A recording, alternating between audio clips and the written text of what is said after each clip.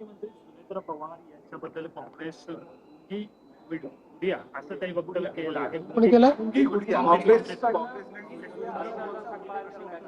मला असं वाटतं की अतिशय खालच्या स्तरावर हे उतरलेले आहेत. मुळामध्ये यांना कुठलाही रिस्पॉन्स मिळत नाही, कोणी विचारत नाही. त्यामुळे न्यूजमध्ये येण्याकरता अशा पद्धतीचं काम चाललेलं आहे.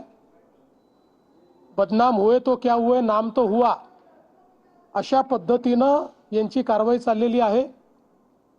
आणि मला असं वाटतं की महाराष्ट्राच्या राजकीय संस्कृतीत इतक्या खालच्या स्तराला जाणारे हे आता आपल्याला पहिल्यांदाच पाहायला मिळत आहेत. सर, नंतर राज्यामध्ये एमपीएससीचे पेपर फुटले हा सगळा प्रकार पुढे आणत रोहित पवारांकडून सातत्याने आरोप केले जात आहेत. पत्रकार परिषदेत प्रेझेंटेशन सुद्धा दिलं जात आहे. मी कुठलंही प्रेझेंटेशन वगैरे आज बघितलेलं नाही, पण यापूर्वी त्यांनी ज्यावेळेस आरोप लावले त्यावेळेस त्याचं उत्तर स्वतः एमपीएससीने दिलेलं आहे. आणि एमपीएससीने त्या संदर्भात जरी 3 महिन्यांनी आरोप झालेला असला तरी पोलीस कंप्लेंट केलेली आहे आणि पोलीस चौकशीची मागणी स्वतः एमपीएससीने केली. सर, पोलिसांचे फेक आयडी आहेत ते तयार केलेत आणि पगार वेतन आहे ते घेतलेलं आहे, अशा पद्धतीचा मोठा घोटाळा आहे. 6 कोटी हा 2020चा घोटाळा आहे, आजचा नाही आहे. 2020 सालचा घोटाळा आहे, त्याच्यावर कारवाई चाललेली आहे.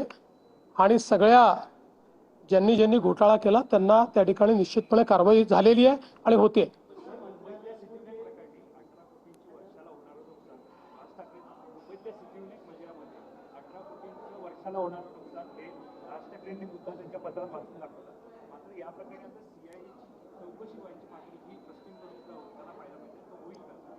बघा, कुठेही शंका निर्माण झाली आणि पुरावा असेल तर चौकशी झालीच पाहिजे. त्यामुळे निश्चितपणे या संदर्भातली सगळी चौकशी केली. सर, खुनाच्या संशयिताला पुण्यामध्ये नेटवर पोलिसांनी झेंड वगैरे काढली, त्या संदर्भात राज्य मानवाधिकार आयोगानं नोटीस देखील पाठवलेली. मला माहित नाही, मी नोटीस बघितला.